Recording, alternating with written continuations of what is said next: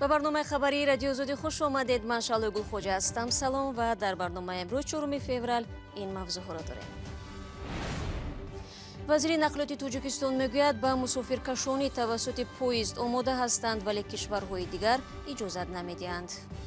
ҳамши вазорати нақлиёт мо мехоҳем ки мусофирро тезтар бихоҳанд биён нишондодии иқтисодии мо назм мешавад. ваколатдори ҳуқуқи кӯдак дар Тоҷикистон пешниҳоди ҷомеаи шаҳрвандиро дар бораи ахтаи афроди кӯдакозор меомӯзанд. бояд ки мутахассисон ин масъаларо баррасӣ кунанду ба як хулоса. мақомоти тафтишотии Русия як муҳоҷири тоҷикро дар куштори бераҳмонаи ҳамсар ва падару русаш муттаҳам мекунанд. вазорати нақлиёти Тоҷикистон мегӯяд мунтазири он аст ки кай кишварҳои қабулкунанда ба равои қатораҳо иҷозат медиҳанд. ин ниҳод дар нишасти хабарӣ дар душанбе гуфт соли гузашта бино ба пандемияи COVID-19 бахши мусофиркашонӣ ва интиқоли бор тавассути қатор ба мушкил печид. қатораҳо ё поездҳои Тоҷикистон аз моҳи марти соли гузашта ба хориҷа мусофир намекашонанд. дар гузашта дар баробари ҳавопаймо ин нақлиёти алтернативӣ барои муҳоҷирон ба шумор мерафт, чун бо қимати арзонтар худро ба Русия мерасонданд. тафсилот дар гузориши Шаҳлои Абдуллоҳ. наздик ба як сол мешавад ки бино бар паҳншавии COVID-19 ин қатораҳо ба берун сафар намекунанд. мунтазири боз шудани роҳҳо ҳастанд. боркашонӣ ҳам дар ин давра ба маҳдудиятҳо рӯбарӯ шудааст. мақомот мегӯянд соли гузашта бино бар пандемияи фарогири COVID-19 боркашонӣ аз тариқи қатора ва интиқоли мусофирон коҳиш ёфтааст.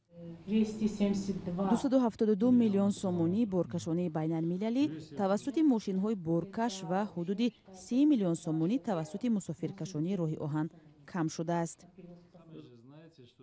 вазири нақлиёти Тоҷикистон зимни нишасти хабарӣ гуфт, ҷониби Тоҷикистон омодааст ки сар аз ҳамин рӯз мусофиркашониро бо қатор ба кишварҳои дигар шурӯъ кунад. аммо ин ба ҳолати воқеӣ бо COVID-19 бастагӣ дорад. бояд корҳое ки метавонад ҳамин чиза хуруҷ битиҳад бояд аз он даст бикашем. набошад агар хоҳиши мо бошад ҳамши вазорати нақлиёт мо мехоҳем ки мусофирро тезтар бихоҳанд биён нишондодии иқтисодии мо назм мешавад. барои мо ҳоли иро гуфта наметавонем ва ин мутаассифона аз Тоҷикистон вобастагӣ надорад. дар ҳамин ҳол масъулини ширкати роҳи оҳани Тоҷикистон мегӯянд ҳарчанд боркашонӣ чандон коҳиш наёфт, вале бо далели хуруҷи бемории ҳамагир хароҷоти интиқоли бор зиёд гашт. кашондани бор бо назардошти ҳолатҳои ковидӣ инчунин хароҷотҳои иловагиро низ тақозо мекунад ки вақте аз сарҳад баромадан бояд онҳо ҳатман безарар гардонда шаванд, ё ки вақте ки аз сарҳад медароянд онҳо ҳатман бояд бо маводҳои антисептикӣ кулли борҳо безарар гардонда шаванд ва як чанд муддати муайян дар карантин нигоҳ дошта шаванд. дар даврони пандемия ҳазорҳо муҳоҷири тоҷик дар Русия мунтазири бозгашт ба ватан буданд ва бахше аз онҳо ба воситаи парвозҳои чартерӣ ё ғайри нақшавӣ ба кишвар баргаштанд, вале бархеи дигар ба сабаби камии пулу нарасидани навбат мунтазири кушода шудани роҳи ҳавоиву роҳҳои заминӣ мондаанд. бахши ҳавонавардии Тоҷикистон низ аз хуруҷи бемории ҳамагир зарбаи сахте дид. тақрибан як сол аст ки парвозҳои доимӣ аз Тоҷикистон ба кишварҳои хориҷӣ сурат намегирад. раиси ширкати Somon-Air дар посухҳои катбӣ ба радиои Озодӣ гуфт, бо сабаби лағви пурраи парвозҳои худ ширкат маҷбур шуд ки 90% кормандонашро аз охири моҳи март то июни соли 2020 ба рухсатии бемузд фиристад. фурудгоҳи байналмилалии Кулоб низ аз ин вабо хисорот бардошт. дар 10 моҳи қасд шудани парвозҳо бинобар пандемия 24 миллион сомонӣ зарар дида, аз ширкати ҳавопаймоии Уральские авиалинии 3 миллион сомонӣ қарздор шуд. коршиносон мегӯянд Тоҷикистон ба гунаи кишварҳои дигар бояд зарари ширкатҳои нақлиётиро дар шароити хуруҷи бемории COVID-19 ҷуброн кунад. мақомоти Тоҷикистон аз ин қабл гуфта буданд ки зарари умумӣ ба иқтисоди кишвар метавонад зиёда аз $2 миллиард ташкил диҳад ва дар оянда ҳам афзоиш ёбад. пандемия ҳамчунин боиси коҳиши наздик ба 40% пули муҳоҷирони тоҷик аз Русия шудааст. пули мефиристодаи муҳоҷирон яке аз манбаъҳои муҳими чархиши иқтисоди кишвар дониста мешавад. аз роҳи заминӣ ё қатора ба самти Москав бештар онҳо истифода мекунанд ки барои дарёфти кор ба Русия мераванд ва маблағи кофӣ барои харидории чиптаи ҳавопайморо надоранд. созмони байналмилалии Freedom House ё хонаи озодӣ мегӯяд шаҳрвандони Тоҷикистон дар Авроосиё бо азимтарин мавҷи саркӯбҳо рӯбарӯ ҳастанд ва ҳукумат қудратро дар дохил тақвият дода мухолифонро дар хориҷа ҳадаф қарор медиҳад. Ин нукта дар гузориши наве зикр шудааст ки рӯзи 4 феврал дар Амрико муаррифӣ гардид. муҳаққиқони созмон ҳисоб карданд ки баъди соли 2014 аз 129 ҳодисаи сабт шуда дар минтақаи Авроосиё 38 ҳолаташ ба Тоҷикистон дахл дорад. ба унвони мисол муҳаққиқон аз қазияҳои Ҳизбулло Шовализода, Мақсуд Иброҳимов ва Умарали Қувватов намуна оварданд. با نظر داشت اینکه یک کشور خرد است، تاجیکستان از نظر سرکوب و فشار یک کشور برجسته در جهان به شمار می رود. کشور شهروندان را در بیرون از خاک خود هدف قرار می دهد. حکومت تایسان در برابر سرکوب مخالفان در داخل کشور مثل منع کردن حزب نهضت اسلامی و گروه 24 اینچنین سرکوب ژورنالیستان مستقل، دانشمندان و فعالان حقوق بشر، بسیاری ها مجبور شدند کشور را ترک کنند. ولی با وجود ترک کشور آنها از دسترسی رژیم امام علی رحمان امین نیستند. нашри гузориш дар бораи таъқиби мунаққидони ҳукумати Тоҷикистон дар хориҷа дар ҳоле аст ки паноҳҷӯёни муқими Аврупо мегӯянд наздиконашонро низ дар ватан ором намегузоранд. дар дохили кишвар ҳам ба падару модару наздикони паноҳандаҳо фишорҳо овардани ҳукумати худкомаи Тоҷикистон эҳсоси амниятро барои паноҳҷӯёну паноҳандагони тоҷик дар кишварҳои аврупоӣ камтар карда. аммо намояндагони ҳизби ҳокими халқии демократӣ ин суханонро қабул надоранд ва меафзоянд агар фаъолияти гурӯҳҳои сиёсии мухолифи ҳукумат дар чорчӯбаи талаботҳои қонунгузорӣ мешуд, ягон кас монеи кори онҳо намегашт. ваколадори оид ба ҳуқуқи инсон ё омбудсмен дар Тоҷикистон гуфт дар бораи Дунёр Набиеви 80 сола ва ҳукми зиндони ӯ ки бо вокунишҳои тунд рӯбарӯ шудааст чизе намедонад. Умед Бобозода имрӯз дар посух ба суоли хабарнигорон дар Душанбе гуфт дар бораи зиндонӣ шудани ин шахс ҳам ҳеҷ муроҷиат нашудааст. ин дар ҳоле аст ки чанд созмони ҳомии ҳуқуқи башар ба 7 соли зиндон маҳкум шудани Набиевро сахт танқид ва озодии ӯро талаб карданд. ما از روی طبیعت روان میکنیم مقامات جواب باشه میتید و شهروند با ما برای همین درسترش اندیقترش دونا بارون فکر شما میگید نبیه نسبتی وی مراجعت نشمید. зимнан дар ин нишасти хабарӣ омбудсмени ҳуқуқи кӯдак дар Тоҷикистон гуфт пешниҳоди ҷомеаи шаҳрвандиро дар робита ба сахттар кардани ҷазо ба афроде ки дар озори ҷинсии ноболиғон даст доранд меомӯзанд. ҷузъиёт дар гузориши Сарвинозиру ҳоло. сахттар кардани ҷазо барои афроде ки дар озору азияти ҷинсии ноболиғон даст доранд аз мавзӯъҳои муҳиму сербаҳс дар нишасти хабарии ваколадор оид ба ҳуқуқи кӯдак буд. аз ҷумла қазияи духтари 12-сола дар шаҳри Ҳисор зиёд баҳс шуд.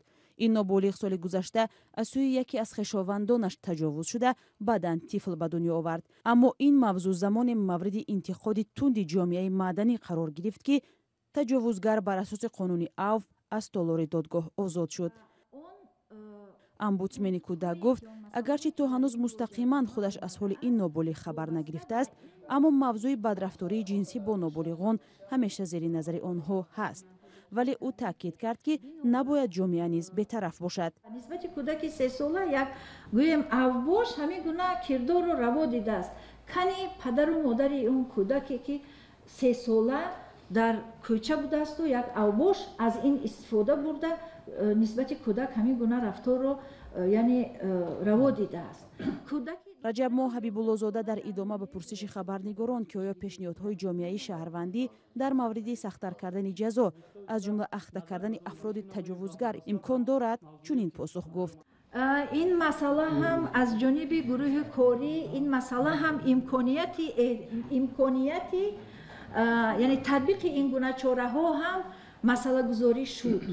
лекин то чӣ андоза ин қабул мешавад намешавад, албатта мо дар як ҷомеаи гӯем вай қарор дорем. барои ҳамин ҳам ин масъалаҳоя ҳозир ман ба шумо баҳо дода наметавонам ва бояд ки мутахассисон ин масъаларо баррасӣ кунанду ба як хулоса биёянд.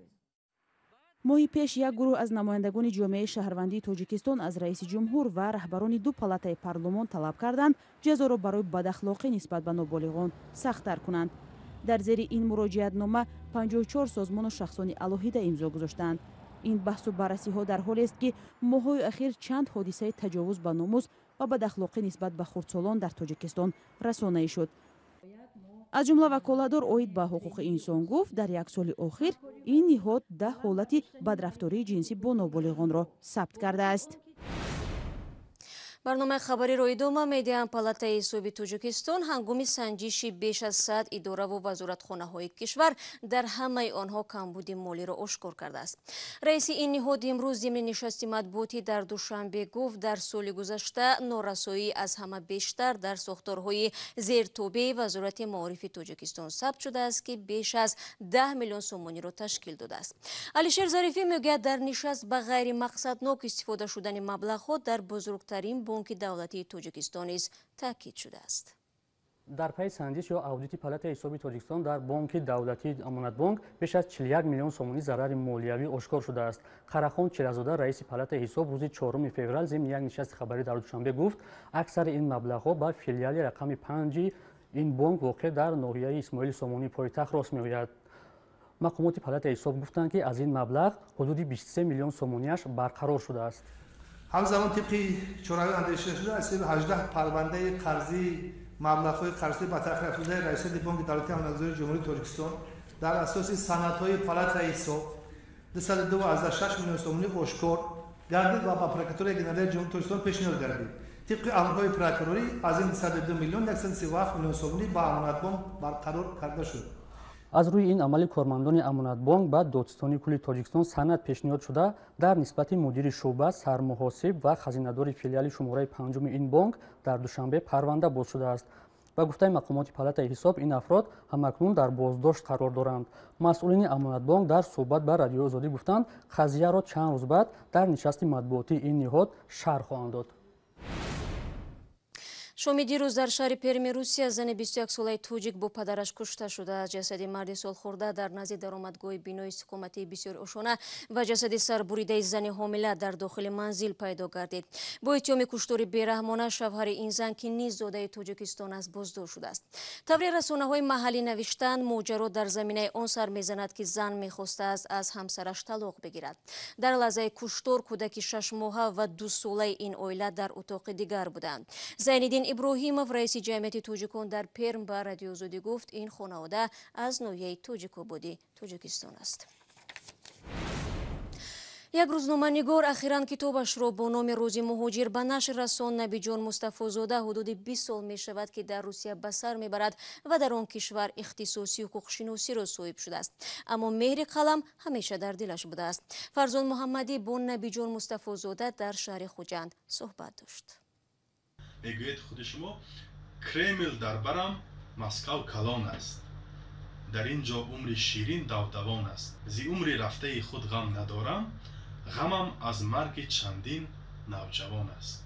вақте ки мебинед ки як ҳамватане ҷони ширини худро аз даст медиҳад, ҳамон рӯз ман худамро ҳеҷ кас ҳисоб мекунам, гиря гулӯгирам мекунам, барои чи ки марги ногаҳонии вайро падар ё модар агар фарзанд доштагӣ бошад, фарзандои вай чӣ хел вайро қабул мекардан гуфта, ҳамон рӯз барои ман сахттарин рӯз мешавад. бигзор ки ҳамон шахсе ки ё аз бом афтод, ё аз ба аҷали худ мурд, ё ягон мошин зад, ё ягон чӣ хел гӯям ба таври ягон беморӣ афтод, барои ман фарқият надорад. ва бигзор ҳамон одам дидагиам набошам, ки фикр мекунам ки ҳамин чӣ хел ҷасади беҷони ҳамин бародар ё хоҳарро дар ватан пешвоз мегиртагӣ бошам, барои он ки вай номовари хона буд.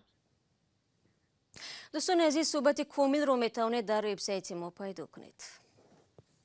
бинандагони азиз, 15 дақиқае ки дар ихтиёр доштем ба поён мерасад. ахбори аз ин бештарро дар сомонаи Радиои Озодӣ зернишони www.ozodi.org бихонед ва наворҳои рӯзро дар саҳифаи Озодӣ видео дар YouTube метавонед тамошо кунед ва фаромӯш накунед ки фардо боз бо хабарҳои нав шуморо мунтазир хоҳем буд. худро эҳтиёт кунед азизон ва худо нигаҳдори ҳар яки шумо бошад.